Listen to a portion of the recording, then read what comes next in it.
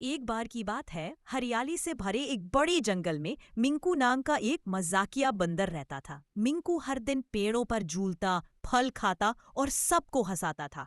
उसी जंगल में फिन्नी नाम की एक चतुर लेकिन दयालु लोमड़ी रहती थी। फिन्नी का दिमाग बहुत तेज था।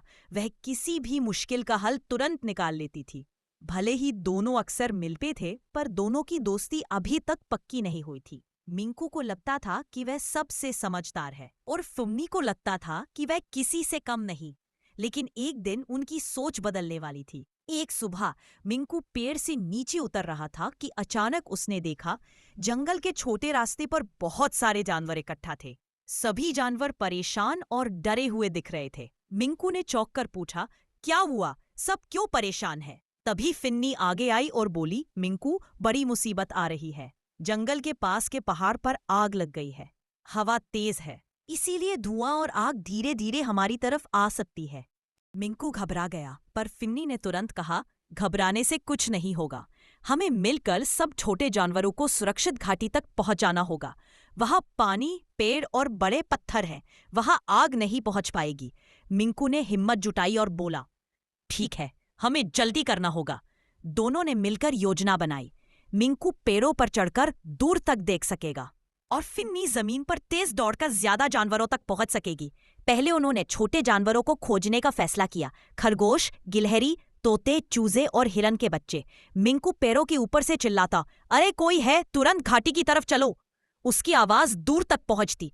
उधर फिन्नी एक एक छुपे हुए जानवर को ढूंढकर उन्हें रास्ता दिखाती। जंगल धीरे धीरे धुएं से भर रहा था, लेकिन वे रुके नहीं। कुछ दूर जाने पर फिन्नी को एक गिलहरी का बच्चा मिला जो एक झाड़ी में फंसा हुआ था। वह डरा हुआ कांप रहा था। फिन्नी ने उसे प्यार से बाहर निकाला और बोली, डरो मत, हम तुम्हें सुरक्षित जगह ले चलेंगे। बच्चा उसकी पीठ पर चढ़ गया और वे आगे बढ़े। उधर मिंकू ने देखा कि तोतों का एक परिवार आग की आवाज से डरकर नीचे गिरा पड़ा है। उसने तुरंत डाल से कूदकर उन्हें उठाया और कहा, चलो उड़ो ऊपर, घाटी में चलो। तोते फटाफट अपने बच्चों को उठाकर उड़ गए। धीरे धीरे सभी जानवर घाटी की गुफा में पहुंचने लगे, लेकिन अब उन्हें सबसे बड़ा खतरा दिखाई दिया। आग जंगल के बीच तक पहुंच चुकी थी। मिंकू ने कहा, अभी 3 जानवर नहीं मिले, नीलू हापी का बच्चा, छोटा भेड़िया और पिंकी नाम की चिड़िया। ये तीनों अक्सर जंगल के दूसरी तरफ जाते हैं। फिन्नी बोली, हमें उन्हें ढूंढना ही होगा, चाहे कितना भी धुआं क्यों ना हो। वे दोनों गहरे जंगल की ओर बढ़े। वहां धुआं ज्यादा था, लेकिन उनका मन दया से भरा हुआ था। चलते चलते उन्हें एक रोने की आवाज सुनाई दी। वह नीलू हाथी का बच्चा था। वह एक गड्ढे में गिर गया था और डर के मारे रो रहा था।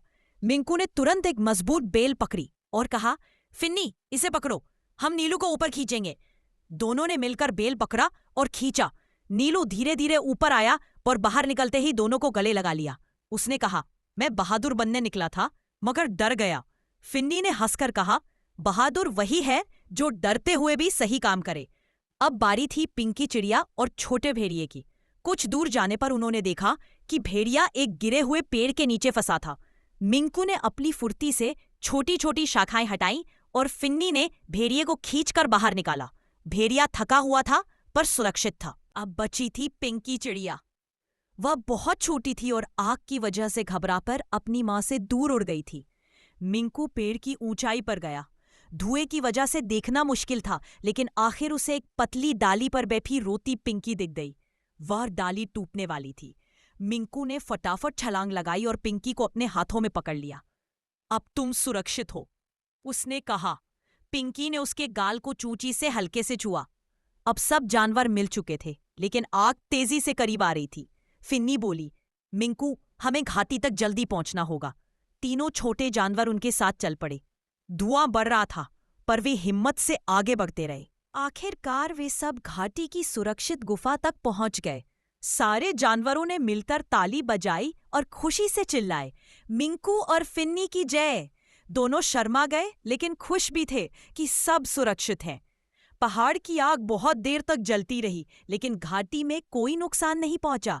रात में गुफा के अंदर सभी जानवर इकट्ठा बैठे थे। फिन्नी ने सब बच्चों को कहानी सुनाई कि कैसे समझदारी से हर समस्या हल की जा सकती है। मिंकू सबको हंसाता रहा ताकि कोई डर महसूस न करे। सुबह जब धूप निकली, सभी जानवर बाहर आए। आग बुझ चुकी थी। जंगल थोड़ा झुलस गया था, पेड़ काले पड़ गए थे, पर जानवर सुरक्षित थे। अब उन्होंने फैसला किया कि वे सब मिलकर जंगल को फिर से हरा भरा बनाएंगे। फिन्नी जमीन पर नई छोटी छोटी जगह साफ करती, मिंकू पेड़ों पर चढ़कर टूटे हिस्से हटाता, तोते बीज फैलाते, हाथी पानी लाता, गिलहरियां मिट्टी डालती। कुछ ही दिनों में जंगल फिर से खिलने लगा। उस दिन के बाद मिंकू और फिन्नी सिर्फ जानवरों के हीरो नहीं बने, बल्कि सबसे अच्छे दोस्त बन गए। उन्हें एहसास हुआ कि जब दो बुद्धिमान दिमाग और दो बहादुर दिल साथ हों, तब सबसे बड़ी मुसीबत भी छोटी लगने लगती है। और तब से पूरे जंगल में एक ही कहावत मशहूर हो गई, अकेले ताकत कम पड़ सकती है, पर दोस्त संग साथ हो तो हर मुश्किल आसान हो जाती है।